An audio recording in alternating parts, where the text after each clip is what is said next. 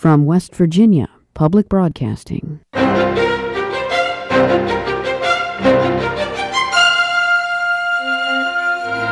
This is Outlook, a reflection of our place, our time, and our people. Welcome to Outlook. I'm Beth Voorhees. In tonight's program, a conversation about race, violence, and poverty. The role of race in the September rape and torture of a woman in Logan County has certainly fueled a lot of anger and concern. The victim is black, and all 6 defendants are white and represent some of the worst stereotypes of West Virginia. Some national civil rights advocates have seized on that case. In November, a group called Black Lawyers for Justice led a rally in Charleston to demand that hate crime charges be filed in the case. This week, the group returned to Charleston, and this time, the star was the Reverend Al Sharpton. I think that it was important to be here tonight because I think what has happened to Megan Williams is a national disgrace.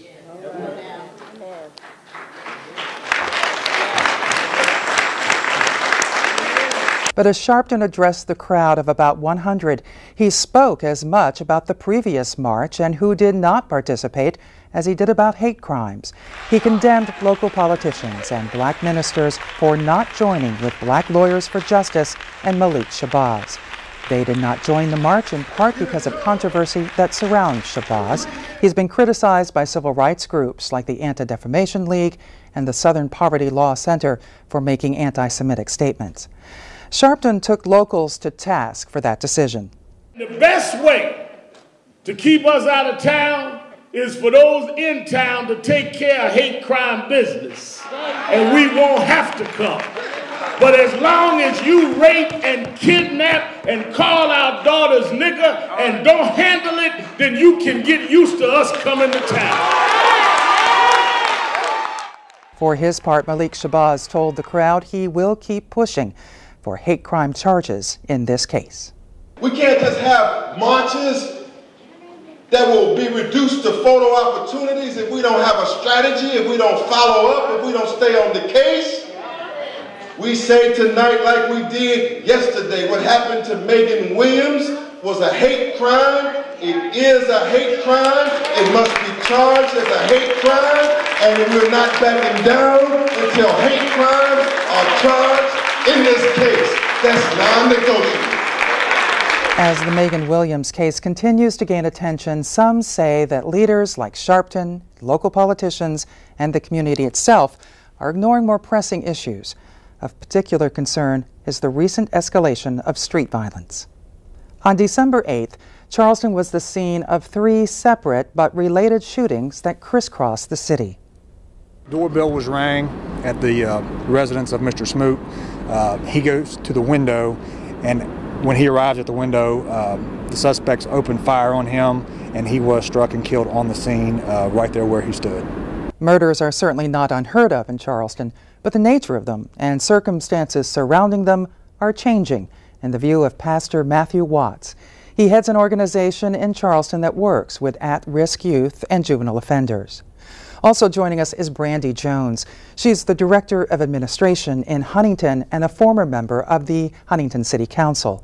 Huntington is also a city that's been the scene of high-profile murders and shootings in recent years. To both of you, welcome. Glad you're here. Thank you very much. Thanks for having me. Pastor Watts, as a pastor here in Charleston, you've had a tough year. This has been a tough year. Some of the escalation of violence among young people in our city, a number of deaths, several still unsolved without anyone having been arrested. The children of friends of mine that I personally know, young people I've tried to work with in the community. I think the case in Logan County has put a lot of strain on relationships. And I think the fact that there still have not been a call for a unified effort to discuss and to brainstorm about what we might be to do to respond to this violence has been somewhat a concern to me. You do work with at-risk youth since these shootings occurred earlier this month. What have you been saying to the youth you serve? What have you been telling them? What have you been trying to get to them? And what are they telling you? Well, one of the things we continue to espouse is that the key to success in the United States of America is education, to get the skills that the economy respects and that it pays people to do it, and to try to stay on task in terms of education. We try to tell them that involvement in illegal drug activity is a dead-end street. It's going to lead to incarceration. It's going to lead to them having to pull a weapon to defend themselves or them being the victim of a violent crime. And we try to continue to challenge them that they have to take personal responsibility and individual responsibility, and they are responsible for their own actions, and they cannot use their family situation, their socioeconomic situation, or the apathy and callous indifference of the society at large as an excuse to engage in behavior that's destructive to themselves and the community. That's what we tell them every day. Mrs. Jones, the last time we spoke, we talked about the Detroit drug connection in Huntington. Yes. We talked about the murders of the 4 young people in Huntington. We talked about the problems that Huntington was really seeing and living with.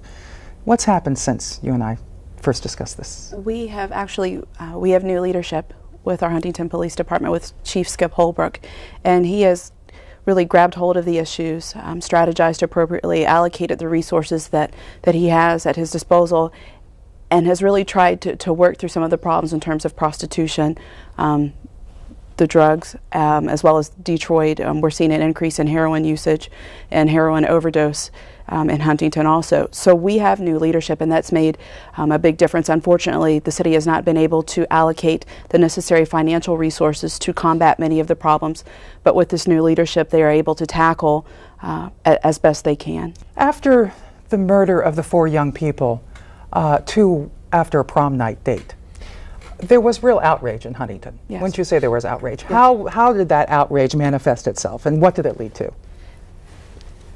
That was the breaking point, because community leaders and community residents in Fairfield in particular were just disgusted with the amount of illegal activity that was going on, you know, the open air drug markets that we were seeing on our streets, and that was just the breaking point. And also, individuals were murdered that were not Fairfield residents, and so that brought in people who kind of viewed it as, well, it's no longer in someone else's community.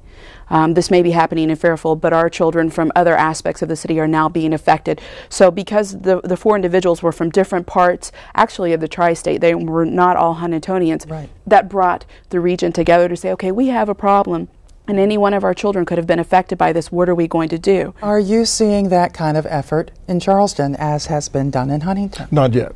As a matter of fact, we were invited into the Huntington community, and we've actually opened an office in the building where she is, and we've received great support from Pastor Mike Grider from Mission Tri-State and the Huntington pastors in mobilizing people to support our efforts to establish in-school mentoring programs in select schools in Huntington. And our hope is that we will generate that same type of interest here.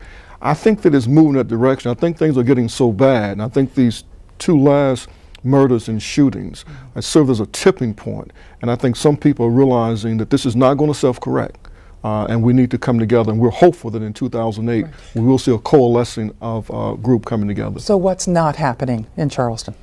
A lot of things aren't happening in Charleston. I think one thing is that we have not had clear, decisive, visionary leadership to rally us together and to say we have to put aside our differences on some issues and agree that we all are in agreement that we want a safe community, and that's in all of our enlightened self-interest. That's a major thing that is not happening. Isn't that supposed to be you, the leadership?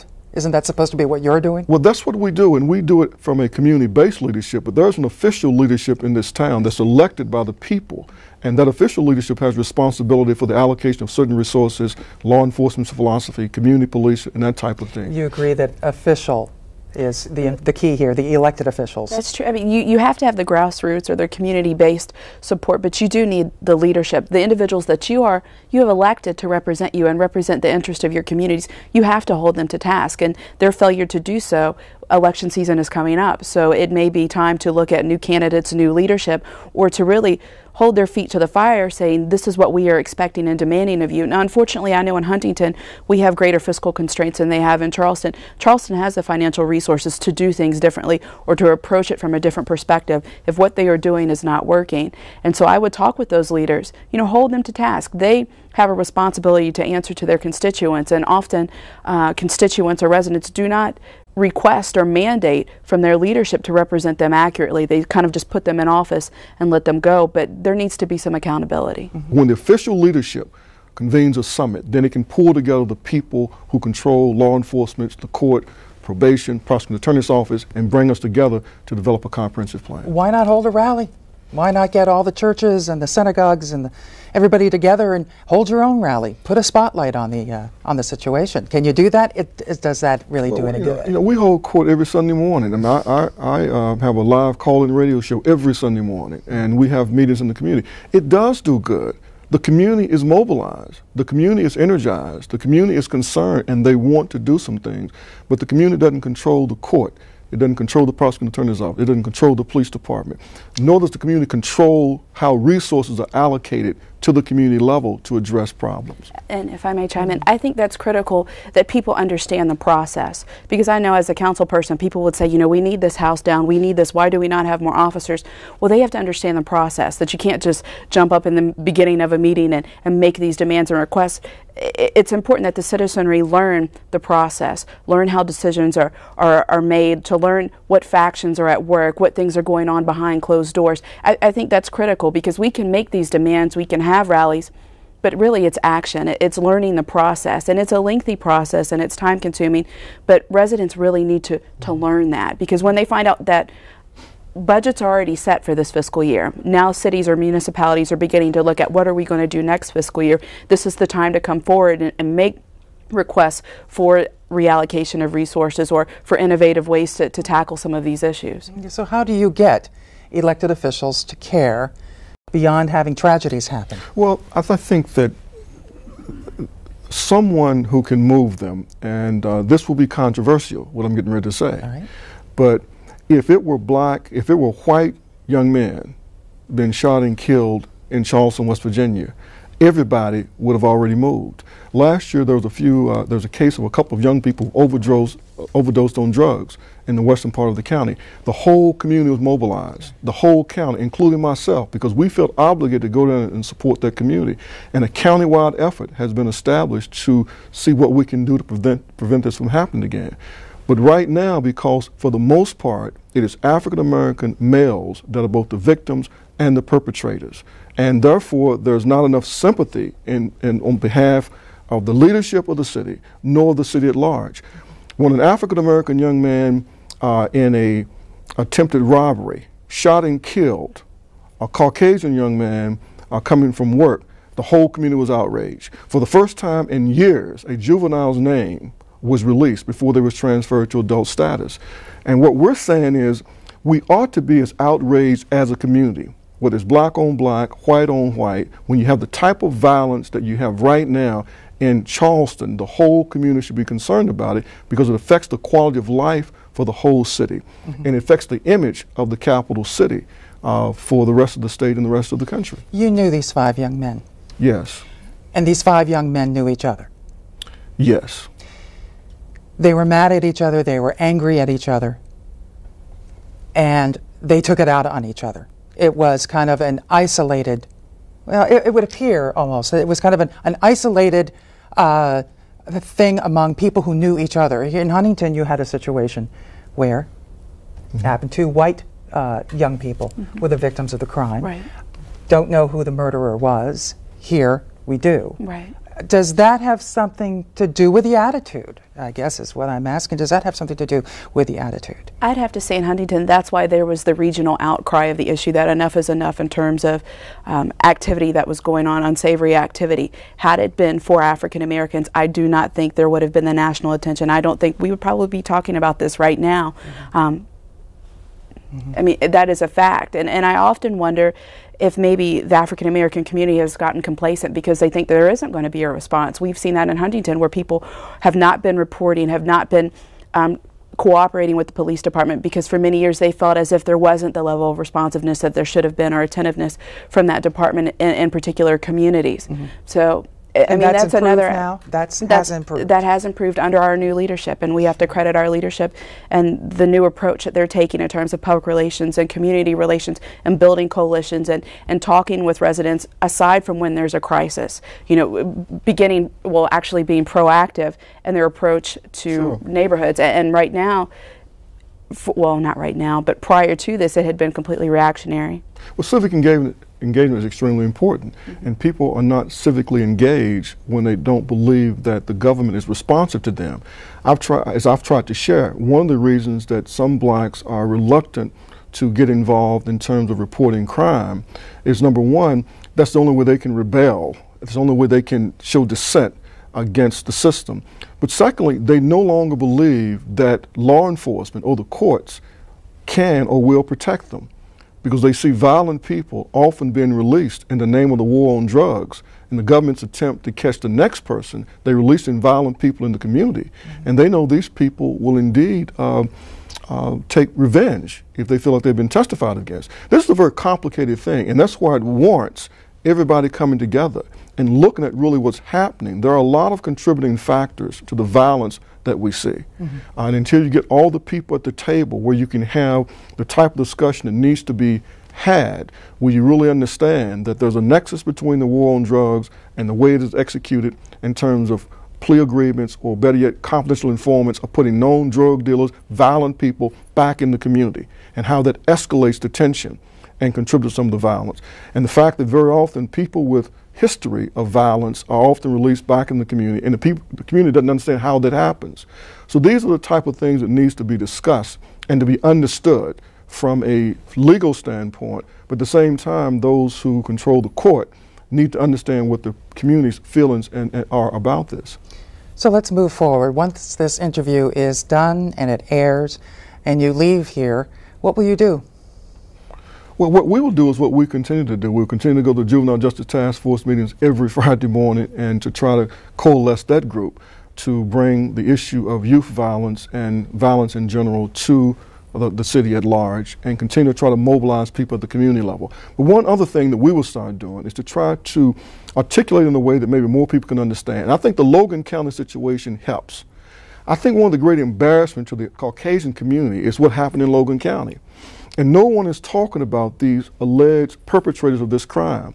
The alleged perpetrators of this crime, they're the face of abject rural poverty left to itself and its own ignorance and its own substance abuse and its own bad choices. And you see this type of actions can occur. In the inner city, we see what happened in terms of violence when abject poverty is left to itself. It behooves us to try to figure out how do we respond to these extreme cases of violence, of poverty, recognizing that the violence we see, it is the manifestation of a pathology that exists among people, without excusing people of a responsibility for their actions, but there's still an environment that people are in that is helping to cultivate this type of disrespect for life, their own life, and the lives of other people. We've got to talk about this problem from all sides and all angles and all perspectives. All right. Pastor Matthew Watts of Hope Community Redevelopment Corporation and Brandy Jones, Director of Administration in Huntington, thank you very much. Very interesting discussion. Thank you. Thanks for having us. Transcripts of this and other segments from tonight's Outlook are available. You can also watch video. Just go to our website. The address is wvpubcast.org.